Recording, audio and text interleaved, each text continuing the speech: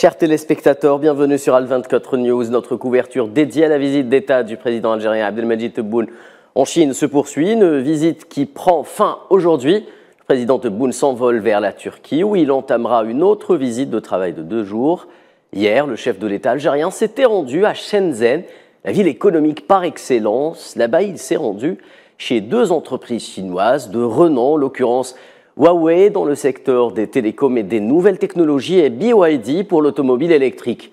Alors au-delà des objectifs politiques et géopolitiques, la visite en question reflète l'excellence des relations économiques entre les 2 pays, à savoir l'Algérie et la Chine. Rappelons que pas moins de 19 accords ont été signés dans plusieurs domaines, suivis de 12 autres accords conclus lors du forum d'affaires bilatéral. Nous allons tenter de cerner les contours de cette relation qui suit la marche de l'histoire à travers une relation, je le disais, entre les 2 présidents et leurs personnalités qui sont aujourd'hui l'un des principaux visages de la coopération algéro-chinoise. Restez avec nous, nous en parlons dans quelques instants.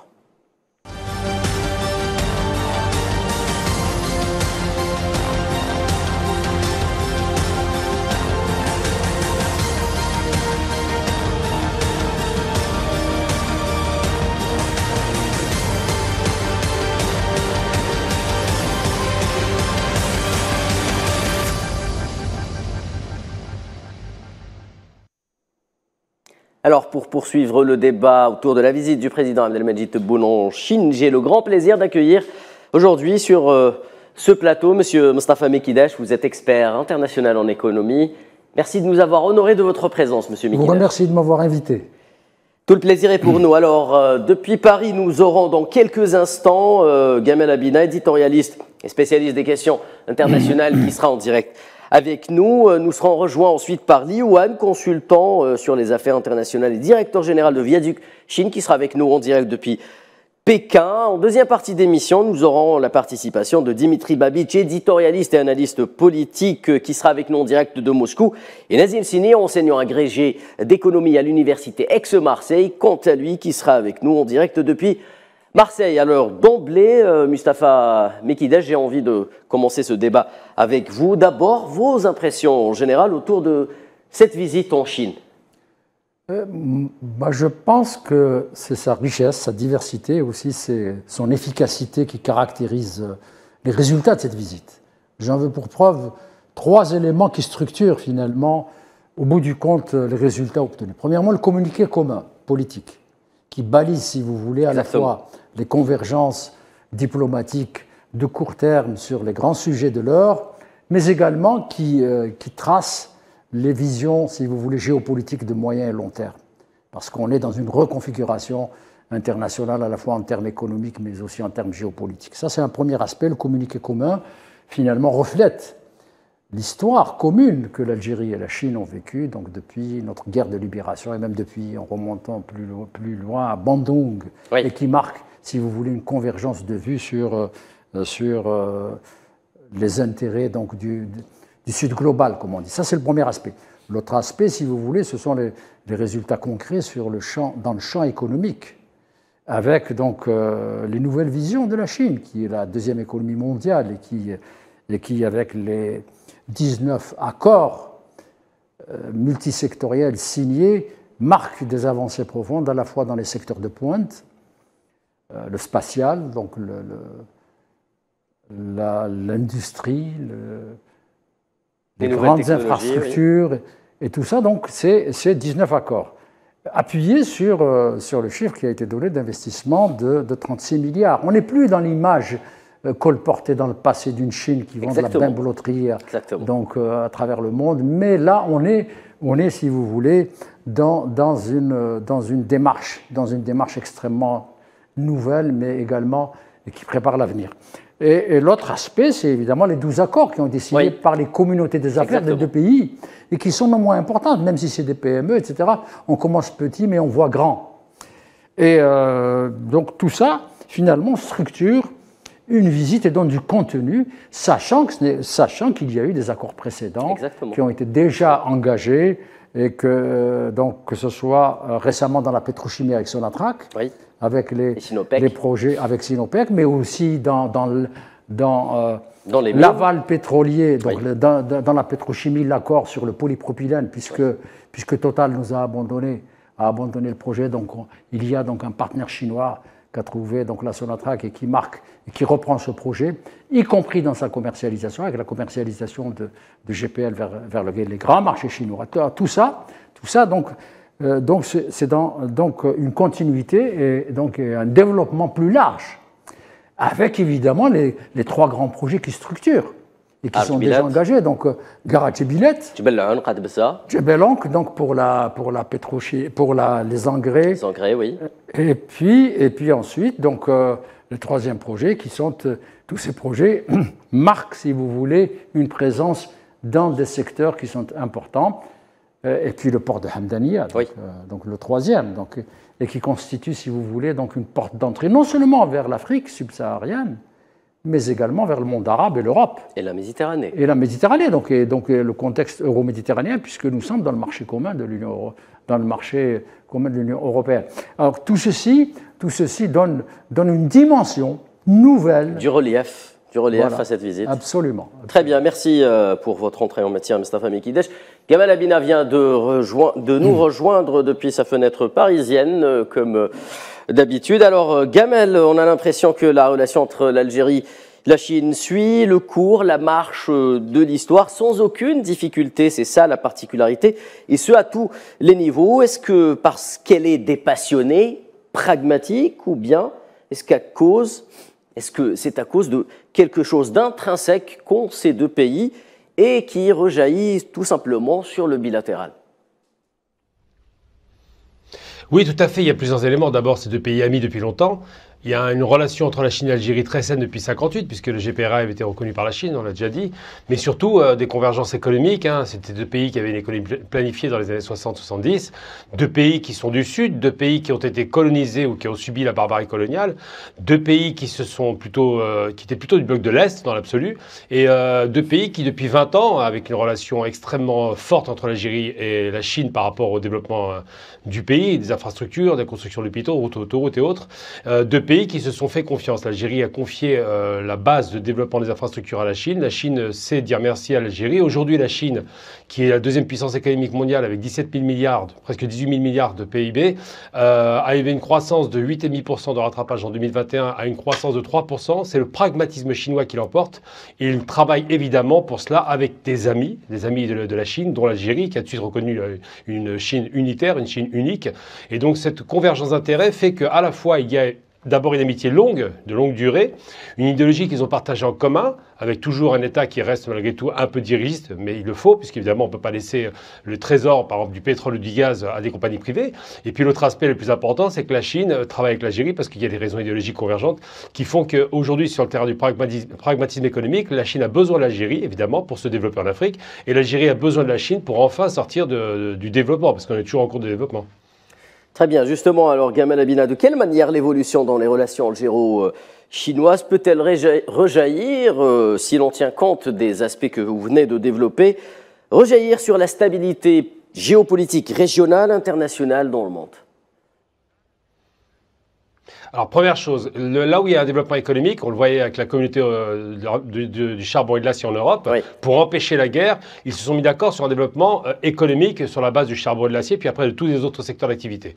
La Chine fait ce pari de l'apaisement des tensions par le développement économique. On l'observe très bien en Éthiopie, dans laquelle elle a développé 5 grandes zones économiques spéciales, comme en Chine d'ailleurs. À l'époque, traditionnellement, c'était les zones économiques spéciales, oui. Du temps des premiers dirigeants chinois réformateurs.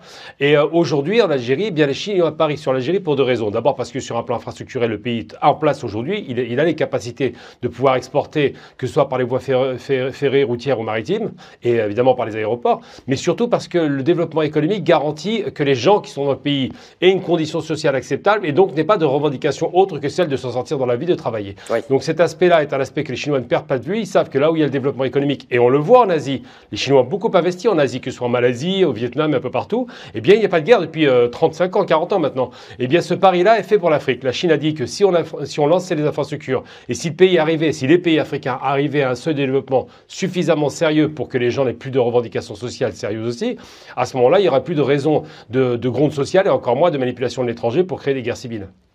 Très bien.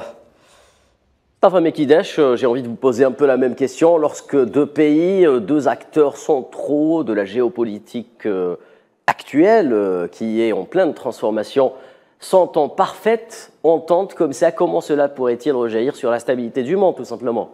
Moi, je pense qu'il faut intégrer ça dans les évolutions des chaînes de valeur internationales sur le plan économique, post-Covid. Oui.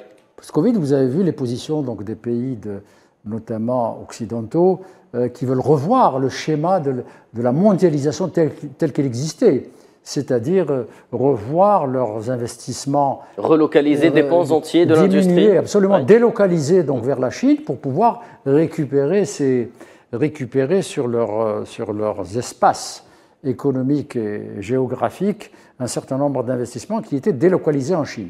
Alors ce qui se passe, c'est que maintenant, donc avec les positions qui ont été développées au cours de cette visite notamment, c'est qu'on voit que finalement la Chine est intéressée par le développement des infrastructures d'abord, donc la route de la soie et qui marque le fait que l'Algérie constitue un espace où la coproduction, la délocalisation d'un certain nombre si vous voulez, d'usines et de produits qui étaient faits en Chine peut se faire en Algérie pour les marchés arabes, africains, subsahariens, mais également européens. Et donc, ça constitue, si vous voulez, une stratégie nouvelle de relocalisation avec donc un redimensionnement à laquelle l'Algérie va participer de façon comme un acteur de plus en plus important dans cette. Ça, c'est valable, si vous voulez, dans nos relations avec la Chine, mais également avec la Russie, avec d'autres. Et demain, peut-être avec le Japon, pourquoi pas. Mais ceci, donc, est un élément fort de la restructuration des chaînes de valeur internationales. Et l'Algérie y participe. Ça, c'est un premier point. D'ailleurs, donc, il y a des projets, si vous voulez, de construire en Algérie une grande usine de batteries électriques. Donc, sujet sur lequel il y a des éléments extrêmement stratégique sur cette question-là, si l'on veut développer les voitures électriques. Alors tout ça, c'est déjà acté sur le plan de la pétrochimie. Sonatrach a bien compris qu'elle a aussi maintenant des marchés qui s'ouvrent à elle pour le GPL. On était, si vous voulez, emprisonnés dans le champ euro-méditerranéen pour nos exportations de GPL. Et là, avec, si vous voulez, l'extension du port de Skikda, par exemple, donc on peut avoir, si vous voulez, donc la Sonatrach a signé des accords d'exportation de GPL vers la Chine, et avec donc des projets, y compris dans la pétrochimie, puisqu'il y a les marchés, il y a les technologies, il y a les financements. Je ne vois pas pourquoi donc, on irait chercher ailleurs. Donc, et cela marque le fait que, de ce point de vue-là, on a donc les deux grands projets de pétrochimie qui sont actés avec les Chinois déjà, le vapocraquage de Skikda, dont les études ont été, donc, dont le contrat a été signé avec l'entreprise chinoise CC7, et également le projet de propylène, de polypropylène qui devait être fait avec Total et qui est fait avec les Chinois. Sans parler de l'amont pétrolier avec les Chinois. Je ne parle pas de la raffinerie qui a été faite à Andrar, etc.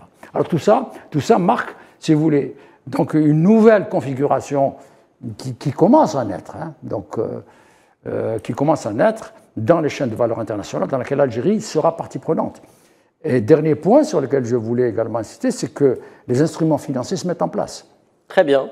Très bien. Ces instruments financiers, donc sur des contrats de long terme, avec des délais de paiement plus longs, donc des délais de paiement et également des taux d'intérêt plus bas. Voilà. Merci Monsieur Mekidesh pour toutes ces informations bien détaillées, parfois même chiffrées. Alors Gamel Abina, Monsieur Mekidesh vient de le dire, du gaz de pétrole liquéfié qui va vers la Chine, des batteries de voitures électriques construites, plutôt produites en Algérie en partenariat avec les Chinois. On a l'impression tout simplement qu'un nouveau plan concernant l'économie mondiale, une nouvelle phase qui assume l'économie de marché, mais sans tout simplement les affres peut-être que l'on a connues avec un capitalisme incontrôlé de la part de l'Occident, pourrait voir le jour justement en Algérie et un projet qui devrait commencer avec les Chinois. Qu'est-ce que vous en pensez ? Tout à fait. La différence fondamentale entre le système chinois, russe aussi, on le voit dans les pays de l'Est en général, et le système ultralibéral américain qui voulait absolument contaminer, parce que je parle de contagion économique, le reste du monde avec un système extrêmement prédateur, extrêmement dangereux, qui privatise tout jusqu'au gaz et au pétrole, je le rappelle, c'est que l'État est quasiment absent dans les pays occidentaux dits ultralibéraux. L'État ne gère rien, il ne gère que les grands comptes et laisse le marché privé s'autogérer avec une gestion assez calamiteuse qui crée des crises systémiques quasiment tous les 10 ans, alors que dans les systèmes planifiés, mixtes en l'occurrence, parce que maintenant on est passé dans un système mixte, où il y a le public qui travaille avec le privé, le partenariat public-privé, eh bien ça fonctionne relativement bien parce qu'il n'y a pas de crise systémique. On n'a pas observé ça en Chine. La Chine a une croissance constante depuis quasiment 30 ou 40 ans, depuis la réforme de Deng Xiaoping. L'Algérie, on dira que son Deng Xiaoping, ça a été, on peut le dire sincèrement, ça a été Bouteflika, puisqu'il a voulu un petit peu imiter le modèle de capitalisme dirigé par l'État, mais de toute façon libéral malgré tout, mais pas ultra-libéral, la différence est notoire. Et donc ce qui se passe, c'est qu'aujourd'hui, la convergence de vues, c'est que deux systèmes qui s'opposent. C'est un système où le tout libéral prétend que l'économie s'autogère, on connaît ces thèses, et l'autre système où l'État reste quand même l'arbitre qui fera attention qu'il n'y ait pas de dérive ou de catastrophe économique comme ce qu'on a observé en 2008 par exemple, ou en 1998 avec la crise asiatique.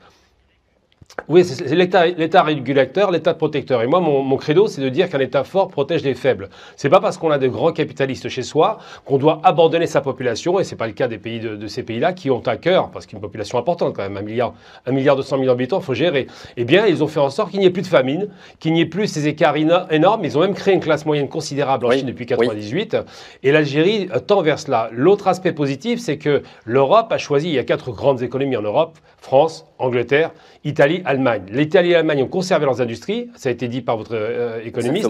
La France et l'Angleterre ont décidé de désindustrialiser au profit de 2 seules industries qu'ils ont conservées, le militaire, ça par contre ils ont conservé à fond, et surtout les aéronautiques et la recherche scientifique, ils sont dessus, ils sont surtout sur le tertiaire, et ils se sont rendus compte avec la crise du Covid qu'ils étaient complètement démunis, étaient incapables de fabriquer quoi que ce soit. Donc aujourd'hui ils essaient de relocaliser, mais malheureusement pour ces pays-là c'est impossible parce que les coûts de relocalisation sont trop élevés, parce que les coûts de fabrication sont trop élevés aussi, parce que les produits sortiront 2 fois plus cher que sur le reste du marché, et surtout simplement parce que les entrepreneurs qui sont libéraux et ultralibéraux n'accepteront jamais de revenir sur le terrain français, sauf peut-être des menaces de sanctions peut-être pénales, je ne sais. Mais une chose est certaine, c'est que la question en Algérie ne se pose pas en ces termes-là, parce que l'Algérie est un Eldorado économique aujourd'hui, on le sait, parce que si les promesses sont tenues, ça va être une croissance considérable, qui commence déjà à démarrer d'ailleurs entre 4 et 5%, et que si effectivement les IDE chinois arrivent massivement avec une volonté de vrai développement, par exemple le batterie au lithium, l'énergie solaire, toutes ces énergies qui sont le futur, c'est pas le passé. Si on s'inscrit là-dedans, on aura un pas d'avance par rapport au reste des pays, et surtout on bénéficiera à plein d'une nouvelle énergie, l'énergie gratuite en l'occurrence, qui est effectivement le solaire. Merci Gamel Labina d'avoir été avec nous durant toute cette couverture spéciale. Je rappelle. Allez-y, Monsieur Mekidash. Je voulais juste confirmer ce que disait notre ami Abina sur les questions de convergence des modèles de développement chinois et algériens. Je pense que dans l'aspect production, on en a parlé sur les chaînes de valeur, mais également sur le fait que dans les 2 pays, donc les redistributions et la prise en charge, si vous voulez, des questions de pauvreté, des questions, si vous voulez, de développement humain sont au centre. C'est-à-dire que les Chinois ont sorti de la pauvreté des centaines de millions. L'Algérie a électrifié son pays, donc elle a pu donc passer d'un niveau de développement, d'un IDH qui était extrêmement bas aux premières années de l'indépendance, au plus grand. Donc on est maintenant en tête, en tout cas sur le podium depuis plusieurs années, en termes d'IDH. Alors tout ça marque, si vous voulez, des doctrines en matière économique et sociale extrêmement convergentes. Très bien, merci Monsieur Mekidash. Laissez-moi remercier Gamel Labina qui doit néanmoins nous quitter. Merci Gamel Labina, je disais, d'avoir été avec nous tout au long de cette couverture. Je rappelle que vous étiez en direct avec nous depuis Paris. Vous êtes éditorialiste, spécialiste des questions politiques. Merci Gamel. Je continue avec vous, Monsieur Mekidash, sur les questions économiques. Accueillons juste avant, si vous le voulez bien, Monsieur Li Wan, qui nous rejoint depuis Pékin. Vous êtes consultant en affaires internationales et directeur général de Viadik Chine. Bonjour, Monsieur Li Wan. Bonjour. Alors, l'Algérie. Merci, Monsieur Liouane. D'emblée, j'ai envie de vous poser une question pour compléter un peu le débat. Alors, on en a beaucoup parlé, notamment dans la presse chinoise, de la personnalité des deux présidents, rappelant que c'est la première fois que Xi Jinping et Abdelmadjid Tebboune se rencontrent. Alors, les deux présidents incarnent aujourd'hui la relation des deux pays. Xi Jinping est du côté chinois, tout simplement celui qui aura écrit les plus belles pages, peut-être, de l'économie chinoise dans ces dernières années. Et l'on rappelle justement ce qu'on appelle plutôt de manière familière le libre marché en Chine. Alors, comment est perçue l'action du dirigeant chinois et son engagement à faire de la Chine la première puissance économique mondiale dans le monde? Je pense que c'est plutôt bien accueilli par la population parce que l'objectif du développement économique, c'est pas d'être numéro 1, numéro 3, mais c'est de faire le bien-être de la population. Nous avons pu réussir pendant les quelques décennies passées à sortir plus de 700 millions de personnes de l'extrême pauvreté. Je pense que c'est ça aussi la grande contribution de la Chine vis-à-vis de ce monde. Donc, si la Chine se développe, elle crée l'opportunité pour tout le monde, pour les pays occidentaux, mais aussi pour les pays en bas de développement. Donc, c'est ça, je pense que l'objectif de développement, le cœur, la finalité du développement chinois, c'est de vraiment faire en sorte que sa population puisse vivre une vie moderne, puisse vivre une vie aisée, de sortir de la pauvreté. Nous avons encore beaucoup de tâches à faire. Vous savez que c'est comme un pays très vaste. Il y a encore des infrastructures à construire, encore des secteurs à développer, encore des villageois attendent la modernité. Donc, oui, effectivement, il y a de la réalité. Mais il y a encore de la grande tâche qui nous attend derrière et qui nécessite encore des décennies. Très bien, Liouane. Mostafa Mekida, j'ai envie de vous poser un peu la même question sur le visage un peu moderniste de l'économie qui est voulu par Abdelmadjid Tebboune depuis son arrivée à la tête de l'État en Algérie. L'on voit cet attachement, en quelque sorte, à s'allier économiquement avec des puissances mondiales, notamment dans le secteur de l'industrie. Oui, moi je pense que ce qui est au cœur, si vous voulez, du nouveau paradigme économique algérien, puisque ce nouveau paradigme acte le fait que nous sortons, si vous voulez, des hydrocarbures comme moteur principal de la croissance et du financement de l'économie. Oui.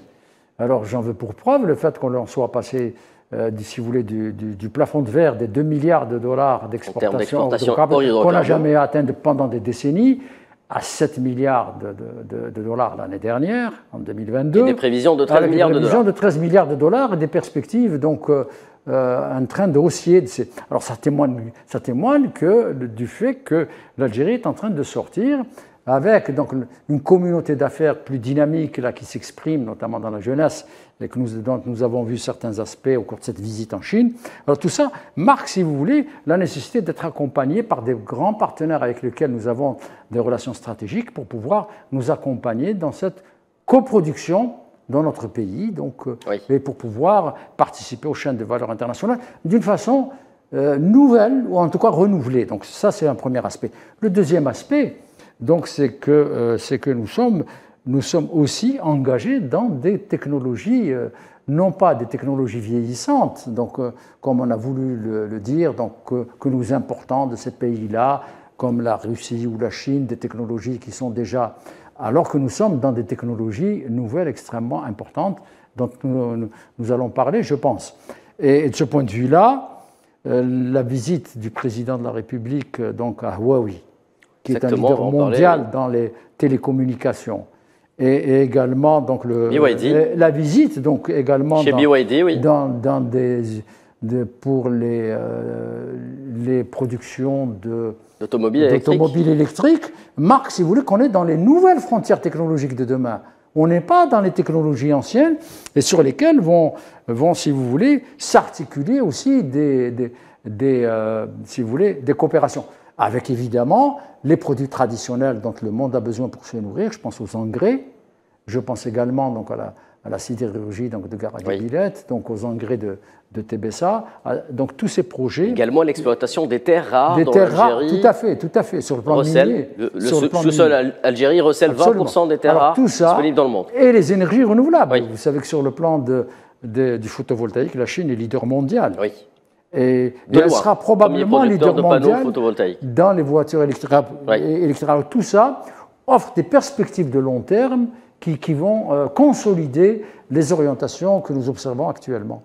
Très bien, justement, alors vous l'anticipiez, Mustafa Mekidash, Li Yuan, donc le président Tebboune qui s'est rendu chez Huawei à Shenzhen. On connaît qui est Huawei, on connaît son apport en matière de développement des nouvelles technologies et des télécoms dans le monde. Le président algérien s'est également rendu chez BYD, producteur de véhicules électriques qui montent en flèche également dans le monde. Qu'est-ce que cela vous inspire en Chine et est-ce que la Chine est prête justement à aider l'Algérie en quelque sorte ou à participer au transfert technologique dans l'Algérie, peut-être a besoin pour développer ces nouvelles industries? Je pense qu'il y a depuis longtemps une belle coopération industrielle économique entre nos deux pays et que cette visite va lancer un nouvel élan dans cette direction-là. Et je pense que ce soit BYD ou Huawei, ce sont des entreprises qui ont mis beaucoup de moyens dans la recherche et développement. Et je pense que c'est ça aussi le secret, je dirais, du développement et le développement durable pour l'Algérie. C'est-à-dire, d'un côté, on va développer bien sûr la production, mais de l'autre côté, les taxes qu'on a récoltées, on va les mettre dans la formation et dans la recherche.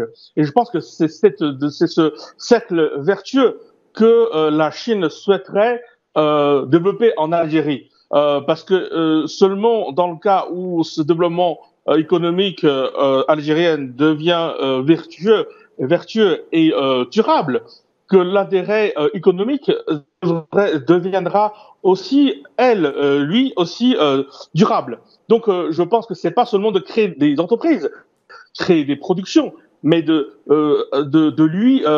l'Algérie à adopter un système de développement durable et vertueux.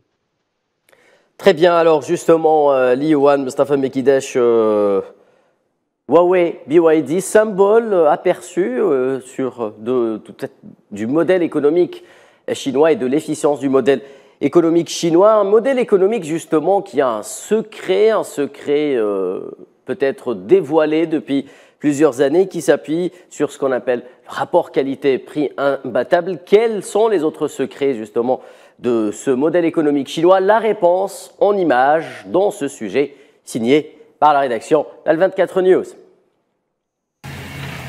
36 milliards de dollars d'investissement chinois venir en Algérie. En voilà une preuve de plus du sérieux de l'engagement économique chinois vis-à-vis de son partenaire. L'annonce faite jeudi à Pékin par le président algérien Abdelmajid Tebboune vient mettre le sceau de l'attractivité sur le parchemin de la nouvelle loi algérienne sur l'investissement. À travers de nombreux engagements de la sorte et grâce à un modèle économique des plus efficients, la Chine a réussi à se hisser au rang des pays attirant le plus d'IDE dans le monde. En 2022, pas moins de 322 milliards de dollars ont été investis en Chine, au coude à coude avec les États-Unis. Depuis quelques années, Pékin est au cœur d'une guerre économique sans merci avec les États-Unis et l'Europe. Plus gros exportateur du monde avec 3 364 milliards de dollars en 2021-2022, loin devant Washington qui n'aura totalisé que 1 754 milliards de dollars durant la même période.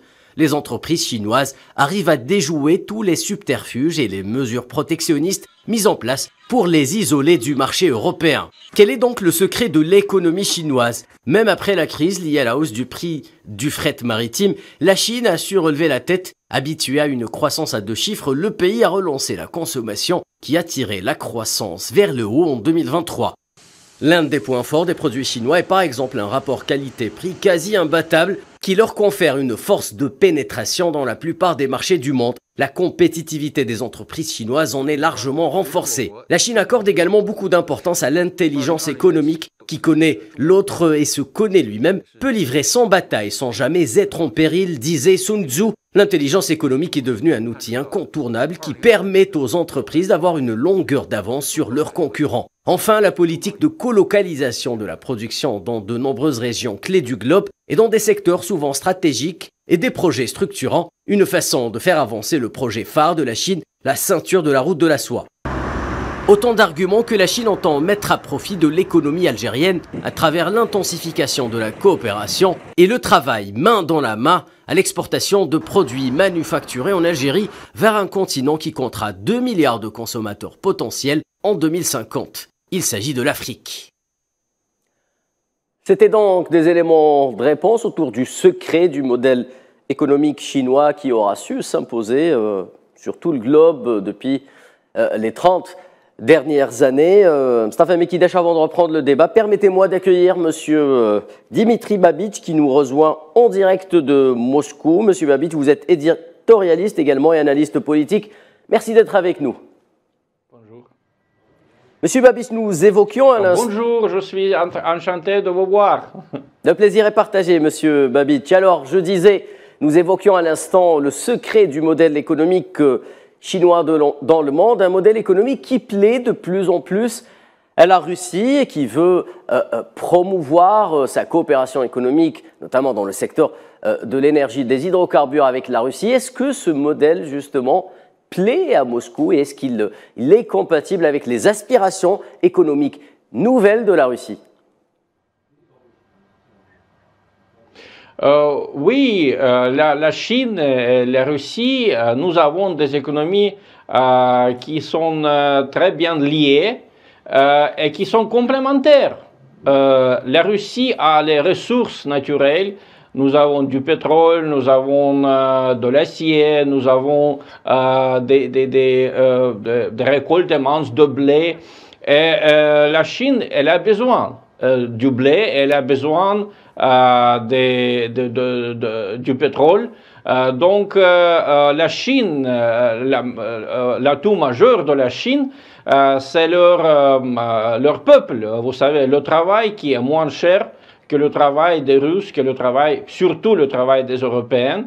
Et donc, ça fait beaucoup de sens de lier ces deux économies pour créer un centre alternatif, un centre économique alternatif qui aura été capable de faire de concurrence avec l'Union européenne et avec les États-Unis. C'est très possible à faire.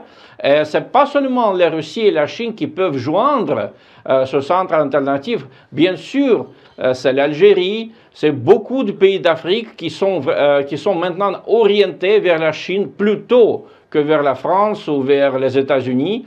Donc, il y a toute une amalgame des opportunités qui s'ouvrent, surtout après cette visite du président algérien en Chine. Très bien. Dimitri Babitch, alors, un axe économique qui fonctionne du côté de Pékin et d'Alger, un autre axe économique qui fonctionne du côté de Pékin et de Moscou. Alors, la théorie, justement, moderne des relations internationales se veut anticonformiste du point de vue des dogmes qui prévalaient jusqu'à maintenant sur la géopolitique mondiale. Est-ce qu'un axe Alger-Pékin renforcé peut-il s'articuler sur un axe Moscou-Pékin et Moscou-Alger ?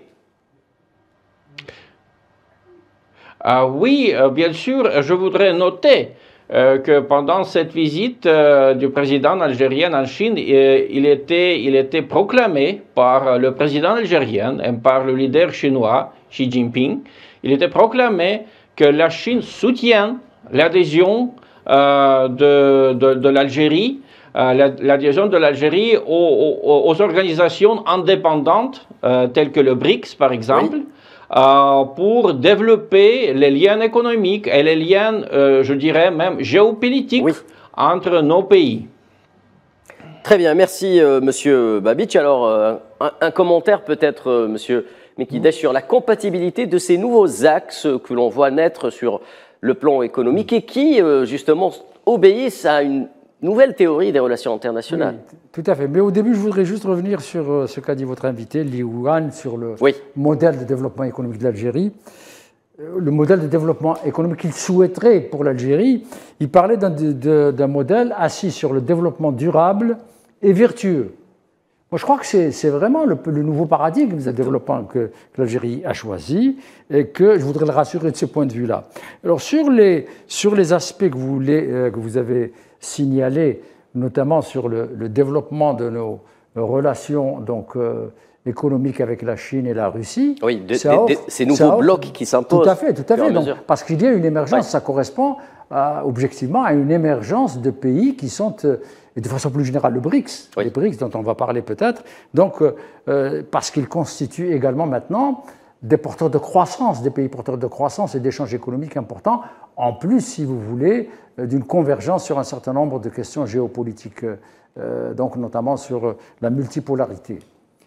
Ça, c'est un premier aspect. L'autre aspect, c'est que avec la Chine, et probablement aussi avec la Russie, donc il y a trois aspects sur lesquels nous allons appuyer, si vous voulez, ces échanges, et qui apparaissent déjà dans des projets déjà actés. C'est les infrastructures, les productions marchandes, industrielles et agroalimentaires, et les technologies nouvelles. Sur ces trois points, je ne parle pas des industries militaires qui sont composantes de ces trois-là. Donc, sur ces trois aspects, il y a, si vous voulez, déjà donc des résultats extrêmement intéressants qui ont été obtenus après la visite du président à Moscou et également donc à Pékin. Et ça, je pense qu'il y a donc à consolider ça, et sans pour autant, si vous voulez, arrêter nos relations avec l'Union européenne. Je pense à l'excellence des relations que nous avons avec l'Italie, donc où nous avons un accord stratégique avec l'Italie, je pense au Portugal, je pense également à d'autres pays européens sur lesquels nous avons, et nous sommes, vous le savez, donc l'un des premiers, si vous voulez, exportateurs de gaz vers l'Europe. Donc nous couvrons d'un point de vue sécuritaire les besoins énergétiques de l'Europe. Vis-à-vis de nombreux pays, à savoir l'Italie déjà et l'Espagne. Et nous avons également des relations avec les États-Unis d'Amérique, donc ce sont des relations qui vont être qui existent et qui ont le mérite de pouvoir également nous apporter, si vous voulez, à notre nouveau paradigme du contenu. Donc, ceci étant, il fallait quand même le souligner. Sur les autres aspects, je pense que maintenant, les questions de colocalisation d'un certain nombre d'industries dans cet esprit-là, en Algérie, sont également intéressantes pour la partie chinoise. Oui. Parce qu'elles sont prêtes, avec Hamdaniya demain, et avec d'autres Shenzhen, et avec d'autres infrastructures proches. On parle également de l'extension du port de Annaba, peut-être prochainement. Absolument, c'est déjà acté, absolument. Oui, c'est déjà acté. Sans compter celui d'Arzeu et de Skikda. Donc tout ça marque la possibilité d'un accès plus proche vers les marchés européens pour ce qui est coproduit avec les Chinois vers l'Europe, et également en destination des pays subsahariens à travers les infrastructures qui vont être mises en place. Laissez-moi justement reposer cette même question en fonction de ce que vous venez d'avancer à notre ami Li Yuan et également à notre ami Dimitri Babich. Je commence par vous, Li Yuan. Est-ce que c'est justement cette nature des relations apaisées à laquelle tient l'Algérie avec tous ses partenaires qui plaît à Pékin lorsqu'on sait que Pékin, justement, a pour particularité, et notamment l'Afrique, on l'a vu en Afrique, cet attachement au principe de non-ingérence dans les affaires internes des pays avec lesquels elle traite, notamment en matière d'économie? Je pense qu'il est extrêmement important de comprendre que le monde lequel la Chine veut construire avec ses partenaires, c'est pas un monde anti-occidental. Oui. C'est pas un monde anti qui que ce soit, mais un monde inclusif, un monde respectueux, un monde dans lequel personne ne se met au-dessus des autres, personne pille les autres. C'est contraire à ce que fait nos amis occidentaux pendant des siècles passés. C'est ça que nous voulons changer. Et ce développement-là, ce développement, il va être aussi profitable pour nos amis occidentaux. Si l'Algérie se développe, si l'Afrique se développe, c'est aussi des opportunités pour nos amis européennes. Je pense que c'est cette vision-là que la Chine partage avec la Russie, avec l'Algérie, avec d'autres pays BRIC ou de groupe de Shanghai, c'est qu'on va travailler avec tout le monde. La Chine est partenaire avec l'Europe, et la Chine est partenaire avec les États-Unis. La Chine subit la guerre économique lancée par les États-Unis, mais de côté point de vue chinois, nous sommes partenaires avec tout le monde. Plus de 600 milliards de dollars d'exportation ont lieu chaque année entre la Chine et les États-Unis. Exactement. Nous devons tenir une relation cordiale avec tout le monde. C'est cette vision de communauté à destin commun que la Chine adopte pour sa vision du monde. Donc, l'axe Russie-Chine-Algérie va aider au développement de ces pays, mais va pas mettre en mal les autres économies ou faire concurrence aux autres, mais faire un développement de tout le monde. Merci, Monsieur Liouane. Même question à vous, Dimitri Babich. Alors, de nouveaux blocs économiques émergent. Ils sont, c'est vrai, résolument anti-système ultra-libéral qui a peut-être fait preuve de certaines limites durant les dernières années, notamment dans le développement des régions qu'on appelle plus communément les régions pauvres, notamment peut-être en Afrique. Et c'est ce modèle peut-être qui plaît également à Moscou. Je rappelle tout simplement que les trois pays, peut-être la Russie, l'Algérie et la Chine, appellent de leur vœu l'émergence d'un nouvel ordre économique mondial. Oui, je suis entièrement d'accord avec vous.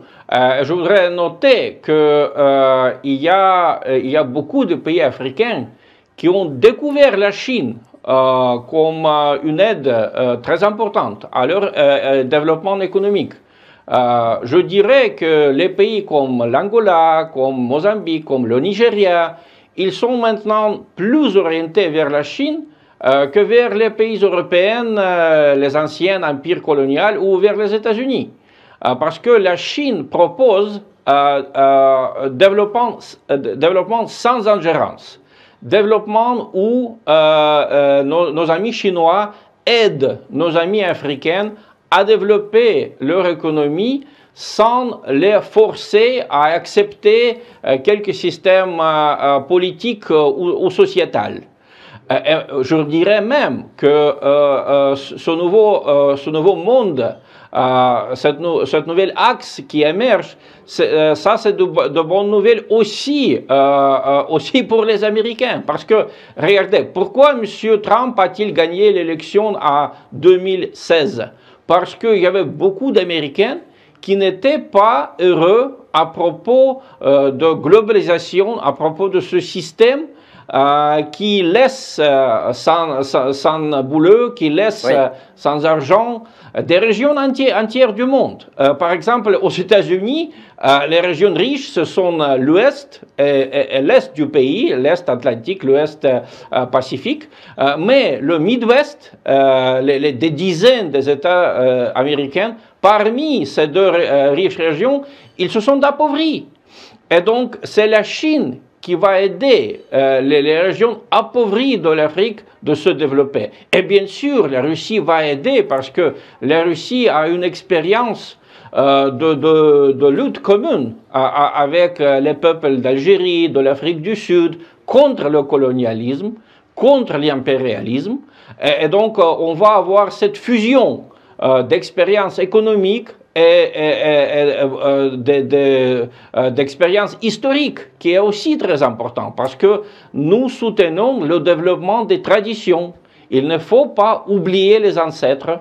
C'est une leçon que les Chinois eux-mêmes nous prêtent. N'oubliez jamais votre passé, n'oubliez pas vos héros, n'acceptez pas une culture globale qui est fondée sur l'oubli, qui est fondée sur l'entraînement et pas sur l'histoire. Très bien, merci Monsieur Dimitri Babich. Je rappelle que vous êtes éditorialiste, vous étiez en direct avec nous, analyste politique également. Vous étiez en direct avec nous depuis Moscou. Merci, à très bientôt. Alors Moscou nous quitte, Marseille nous rejoint. Nazim Sili, vous êtes enseignant agrégé d'économie à l'université Aix-Marseille 1. Merci d'avoir accepté notre invitation. Bonjour, merci à vous. Sans plus perdre de temps, ma question s'adresse à vous, Nazim Sini. Le président algérien Abdelmajid Tebboune chez Huawei, BYD, qu'est-ce que cela évoque chez vous? Écoutez, d'abord, c'est une visite extrêmement symbolique et très intéressante parce que ces deux entreprises représentent l'excellence chinoise, chacune dans son domaine respectif. Huawei pour les télécommunications, les nouvelles technologies et les smartphones. Et je tiens à rappeler aussi que c'est l'une des entreprises qui consacre le plus de budget en matière de recherche et développement, environ 15 milliards de dollars par an.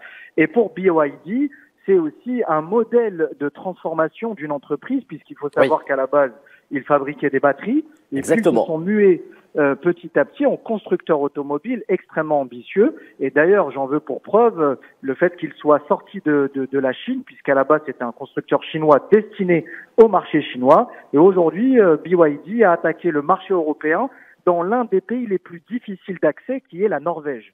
Il faut savoir que la Norvège a un taux de pénétration des véhicules électriques qui est supérieur à 30%. Oui. Et en fait, cela sert de laboratoire pour BYD.